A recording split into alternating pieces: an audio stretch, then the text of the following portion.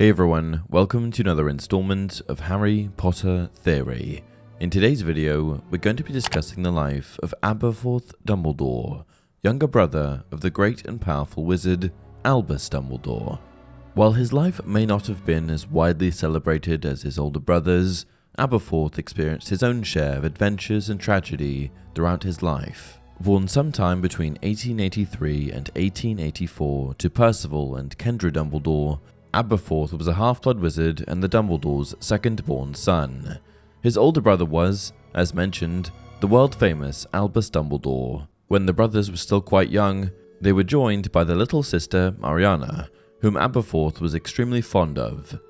In the beginning, the Dumbledore family lived quite a normal wizarding life in the village of Mold-on-the-Wold.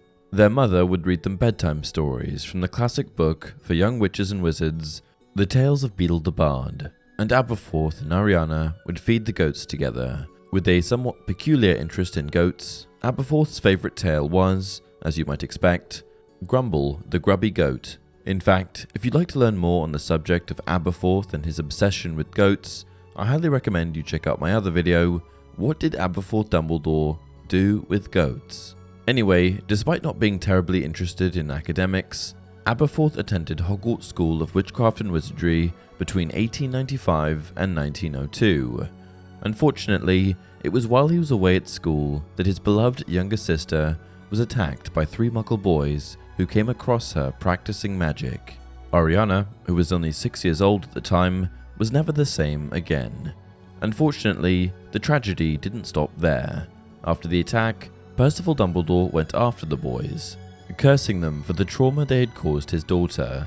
Apprehended by the wizarding authorities, Percival refused to reveal why he had attacked the Muggles, for fear that the truth would result in Ariana being taken away to live out the remainder of her life in St. Mungo's Hospital for magical maladies and injuries.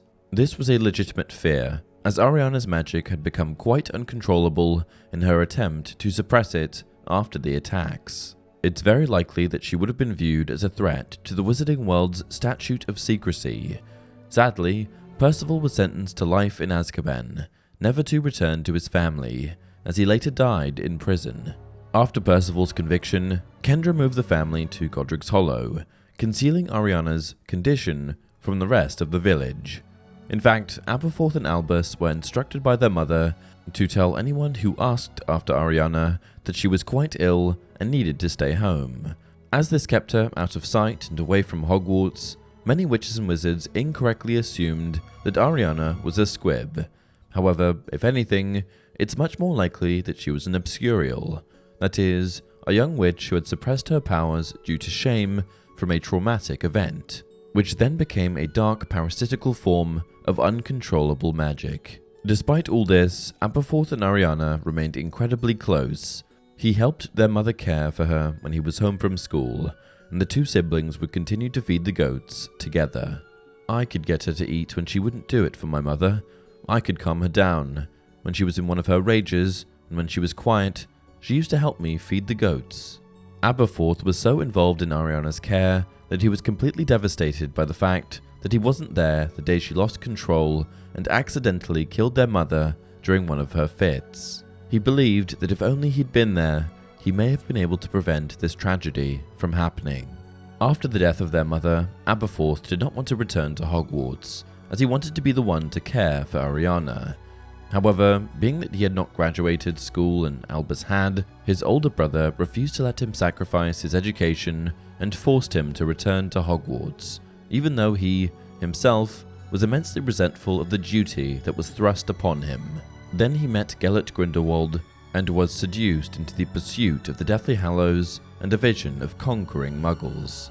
Aberforth was horrified, for even though he was a gruff, peculiar young wizard, he was also a very decent person. It would seem that he never held any prejudice against Muggles, despite what had happened to his sister, which meant that he thought a plan to force them into servitude was disturbing indeed. He was also intensely concerned for Ariana's well-being. If Albus was planning to travel the globe and overthrow the entire Muggle population, while also caring for their sister, she would clearly be in immense danger. And so, Aberforth bravely, although some may say foolishly, confronted Albus and Grindelwald. This was the confrontation which resulted in the tragic death of Ariana. Despite this tragedy being the result of a random curse, the source of the spell remaining a mystery even to this day, Aberforth blamed Albus for her death. He even punched Albus in the face at Ariana's funeral, breaking his nose and signifying the end of their somewhat already strained relationship. As Aberforth grew into adulthood, he gained a reputation as a wizard who was not a people person. In fact, in any disagreement, he much preferred to duel rather than debate, and he was known to occasionally fling goat dung at those who opposed him in an argument. He was not particularly interested in academics, and he pursued a lifelong career as the barkeep and landlord of the Hogshead Inn in Hogsmeade, the all-wizarding village close to Hogwarts.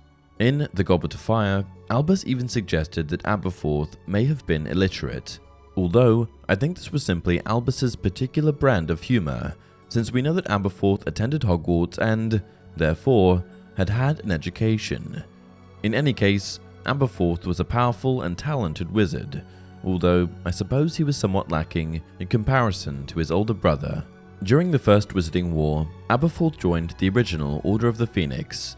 He did so despite the group being founded and led by Albus, which further proves that Aberforth was willing to overlook personal vendettas if it pertained to the betterment of the wizarding world. That said, Aberforth was no stranger to holding a grudge. After all, his relationship with Albus never fully healed from their fallout from Ariana's death. It was also known that he proudly barred the wizard Mundungus Fletcher from entering the Hogshead after a particularly notable disagreement. He also once threw Severus Snape out of the inn when he realized that Snape was eavesdropping on Albus's interview with Professor Trelawney, the one in which he revealed the prophecy about Harry Potter and Lord Voldemort. Despite his rough nature towards other witches and wizards, however, Aberforth maintained a noteworthy interest in goats throughout his life, so much so that his Patronus was a goat, and he was even prosecuted for practicing an inappropriate charm on one, drawing official censure from Wizengamot, the Wizarding High Court of Law in Britain. That said, J.K. Rowling has made reference to Aberforth's goat obsession over the years, and insists that his interest in this animal was completely innocent. Following Albus's death, Aberforth attended his brother's funeral, despite their damaged relationship. After all, Albus had been Aberforth's last remaining relative, and they had managed to at least maintain contact over the years as headmaster and barkeep. Throughout the Harry Potter series, we don't see too much of Aberforth until the final installment of this series. As Harry, Ron, and Hermione searched for Voldemort's Horcruxes, Aberforth supplied food and water to Dumbledore's army through a secret passage that led to Hogwarts' Room of Requirement. In homage to his sister, this passageway remained hidden behind a portrait of Ariana. He also sent Dobby the House Elf to rescue Harry and the others from Bellatrix Lestrange at Malfoy Manor, after hearing Harry ask for help through the two-way mirror that once belonged to Sirius Black. Aberforth was able to protect Harry, Ron, and Hermione from being taken by Death Eaters in Hogsmeade, convincing Voldemort's followers that they had seen his goat Patronus, not Harry's famous stag. After which, Harry was able to relay how much regret Albus had carried around with him for his entire life over feeling responsible for their sister's death. From there, Aberforth was convinced to help the trio get into Hogwarts so that they could try and find the Dark Lord's remaining Horcruxes. He then fought alongside Harry, Hogwarts staff and students, and members of the revived Order of the Phoenix in the Battle of Hogwarts. After surviving the battle, it is said that he continued to live out his life in Hogsmeade with his goats. In terms of his appearance, he is described in Harry Potter as follows. Harry approached him, looking up into the face, trying to see past the long, stringy, wiry grey hair and beard. He wore spectacles. Behind the dirty lenses, the eyes were a piercing, brilliant blue. Of course, from what we can see in the trailer of The Secrets of Dumbledore, Aberforth appears as a much younger wizard, with darker hair that's been cropped short. Aside from his appearance, it's possible that this new film will also reveal some new facts about Aberforth's life. How exciting! And with that, we have come to the end of another video. Did you enjoy learning about Aberforth Dumbledore's life? Did I miss anything of great importance? Any theories on what we'll learn about him in The Secrets of Dumbledore? Let me know your thoughts in the comments below. And, as always, if you enjoyed this video, Don't forget to like it and subscribe to the channel. Until next time, memory is everything.